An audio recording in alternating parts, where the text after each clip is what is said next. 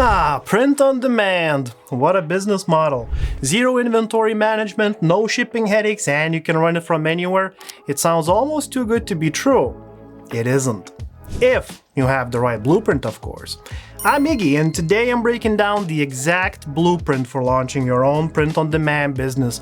No fluff, no guesswork. We'll focus on the strategic steps that actually matter, from validating your ideas to making your first sale. Let's start where most people get stuck, and that is finding and validating their niche.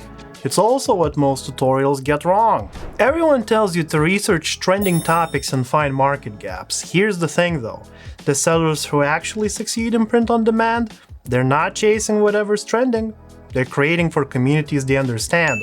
Here's the difference with print-on-demand. You're creating designs, not just reselling existing products. And the designs that actually convert usually come from understanding your audience. The pain points, the vibes, the inside jokes.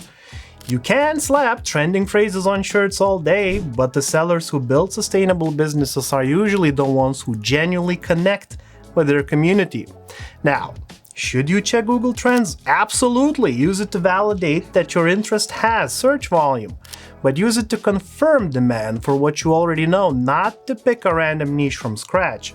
I'm a nerd, so I'm serving other geeks. Quirky t-shirts and mugs featuring gaming memes, pop culture references, and self-deprecating humor. That's my edge. I actually get the references. And what about you? Fitness, book clubs, parenting, dogs. Start there because you already speak that language. Sellers in specific niches have 3 times higher conversion rates than generic stores. But that specificity works because it's authentic. So here's your actual research. Jump on Etsy and Amazon, search your interest area, gaming shirts, dog mom gifts, whatever fits. Look at the top selling listings and check 2 things. First, sales numbers. If you see listings with hundreds or thousands of sales, good. That's proof people are buying. Second, design quality and reviews.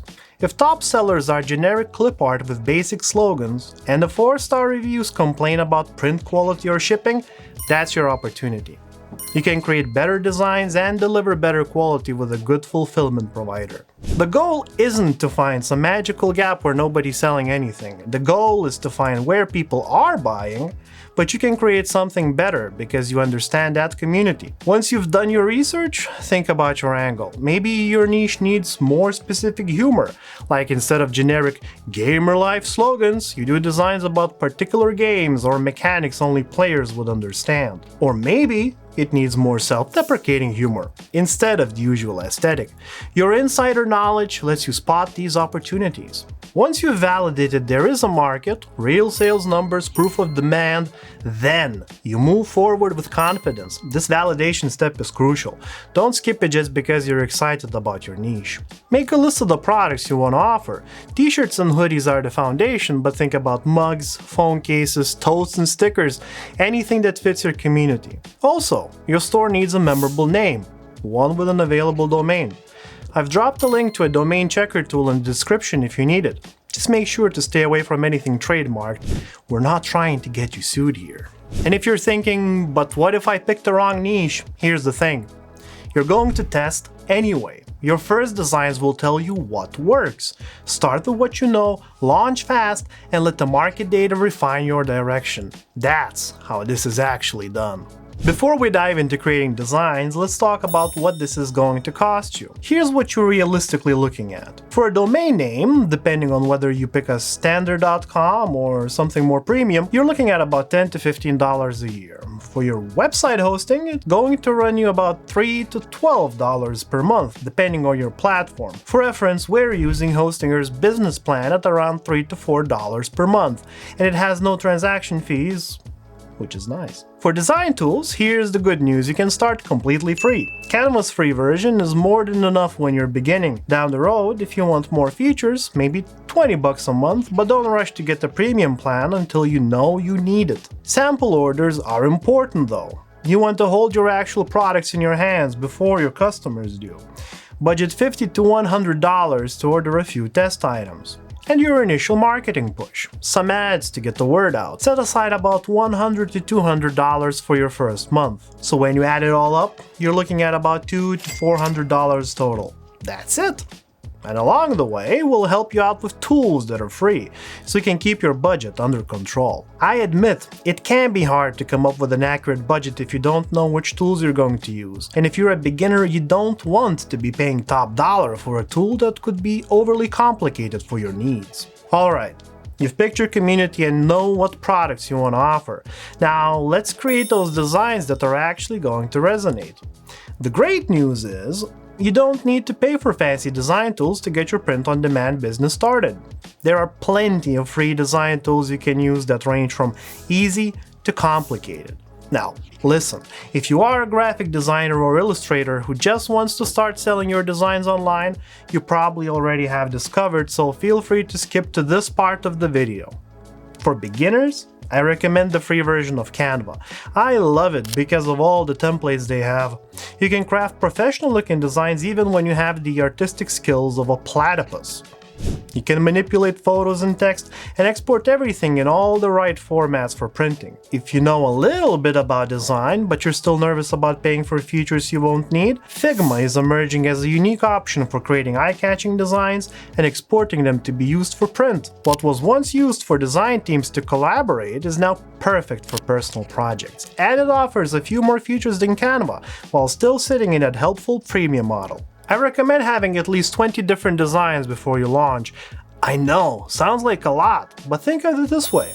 You're future-proofing your own work by having a backlog of designs ready to go if something doesn't work out. With print on demand, you're not just selling flat designs. You're creating merch that can end up on clothing, mugs, stationery, what have you. Not every design will work for every format. Make sure to test your designs in color and black and white, and create mockups in Canva or Figma so you can visualize how they look on products. Finally, make sure everything is saved in a high resolution and that your designs are simple. Overly complex designs can often fail in print, and having at least 300 dots per inch will ensure that you end up with high quality prints that can be seen from a distance. Alright, you've picked your starting point and created your designs. Now, where are you going to host the designs? You need a store that's set up for print-on-demand success. This is where most beginners make their first big decision. Do you go for a marketplace like Etsy or set up your own store? Each has their own pros and cons. Marketplaces seem easy. Built-in traffic for your shop and very intuitive setups for both yourself and your customers. But then there's those pesky fees. Processing fees, listing fees, and commission for transaction fees. More importantly, on a marketplace you don't own the customer relationship. You can't easily build an email list or set up a custom newsletter. And you can't control your advertising.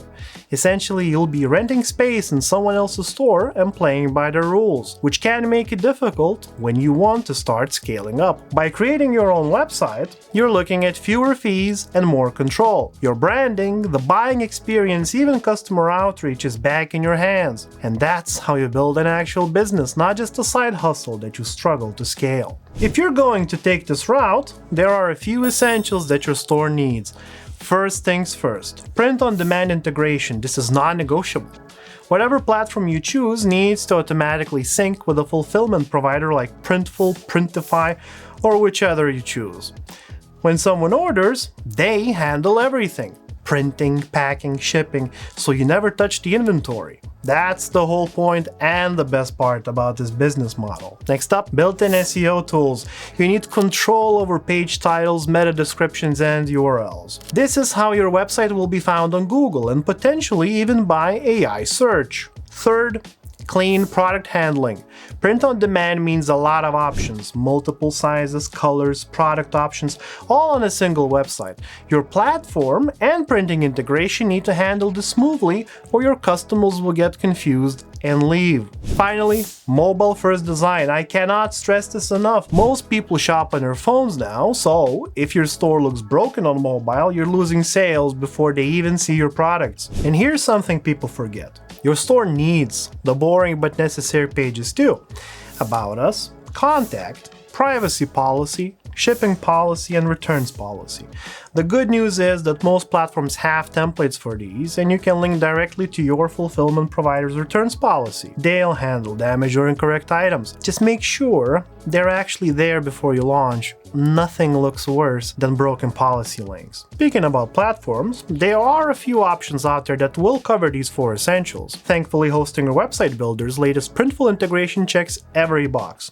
If you want help getting started, check out this video where Martinas walks you through connecting Printful to your hosting or site step by step. Once you have your site set up and connected to your fulfillment provider, make sure to use some of that budget to send yourself test orders. While you can use Canva, Figma, or even Google's Nano Banana to generate mockups, nothing beats holding your products in your hand to make sure they're good quality. Okay, before we launch, and this is something most beginners often stress about, we need to talk about pricing. Here's the formula.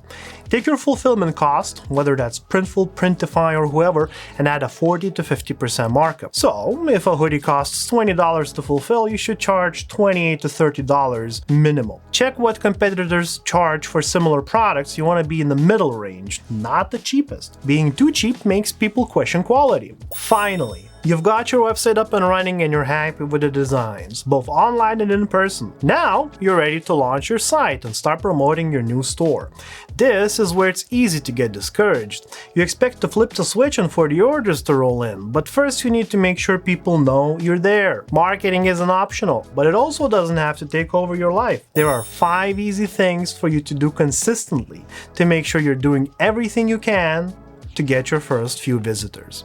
Number 1 is SEO basics. This is how people find your store when you're searching for products like yours. Focus on optimizing your product titles and descriptions with the keywords people actually use. Think funny cat t-shirts, not premium feline apparel. If your platform has an AI SEO tool, use it to handle the technical stuff. I've also got a full SEO tutorial for you linked in the description below. Number 2, social media. Post consistently. New designs, behind-the-scenes content, customer features. The algorithm rewards consistency more than perfection, so set a schedule you can maintain. Quick tip: watermark any mockups you post to protect your designs. Design theft is real in this business, so make your watermark visible, but not distracting. Number 3 on the list is email marketing. Start collecting emails from day 1. People on your email list are way more likely to buy than random visitors. We're talking 3 to 5 times higher conversion rates. Send a welcome email when someone signs up, then a monthly newsletter with new designs and maybe a discount code. Most e-commerce platforms have email marketing integrations. Find one that works with your setup and start building that list from launch day. After email marketing, start thinking about using paid ads. Start small, set aside $100 to $200 for your first month and run ads on Meta or Google. These days, the majority of store platforms integrate Google Ads, so check your platform settings. Test 3 to 5 different ad creatives to see what gets clicks. Your best performing organic posts are usually a good starting point. Once you find what works, scale up the budget. Finally, the last step on the checklist is analytics. You need to track what's working. Set up Google Analytics to monitor your traffic sources, conversion rates, and best-selling products. This data tells you where to double down and what to cut. Without it, actually you're just guessing. Alright, we've covered your action plan, but I'm not going to end this video without giving you a reality check on timelines and profits, because managing expectations is just as important as having the right strategy. The average time it takes to earn your first $1,000 in revenue is 165 days. This is not a get-rich-quick scheme, but it's the kind of growth that you can sustain for the long term. And just to recap what to expect profit-wise, on a $30 hoodie, you might make $8 to $10 after fulfillment and fees. Your first 5 months are probably going to look like this. Weeks 1 and 2, research and validation. Pick a community you're already a part of, validate demand on Etsy and Amazon, and check that people are actually buying. Make your product decisions based on what you understand rather than solely on what's trending. Weeks 3 and 4, design creation and branding. You're making at least 20 designs and setting up your brand, your name, domain, social profiles. Weeks 5 and 6, store setup. Build your site, connect your fulfillment provider, upload products, make sure every page is perfect. Then order your sample products. Week 7 and 8, Launch time. Announce on socials, tell everyone, start your paid ads with that small budget. Your first sale might take a bit, but that's completely normal. Months 3 and 4, test and learn. Analyze what's selling, drop what's not working, add new designs and track everything in your analytics. And then month 5 and beyond, scale what works. Increase your spending on proven products, expand your product line, and grow that email list. This is when you shift your focus from revenue to profit. By month 6, even if you've only made 10 to 20 sales, that's a huge win. You've proven your designs can sell and your systems work. But it doesn't stop there. From then on, you're going to continue analyzing your shop to see what works and innovate. Change up your designs or the products you sell, responding to what's working and what's being left on the online shelf. Look, I know that's a lot, but here's the thing. You already have everything you need to start. The hard part isn't finding information, it's just taking that first step. So start with week 1. Just the research. You don't need everything figured out today. Just take the next step and you'll be there before you know it. Remember feeling overwhelmed at the start? Well, you're not anymore. You've got your roadmap, so make sure to use it. If you want to dive deeper, check out these videos to learn more about using email marketing to promote your business or how to leverage AI SEO best practices for your online store. If this video helped you out, hit like and subscribe for more tutorials like this as we post every week. Now, go build something great, and I'll see you in the next one.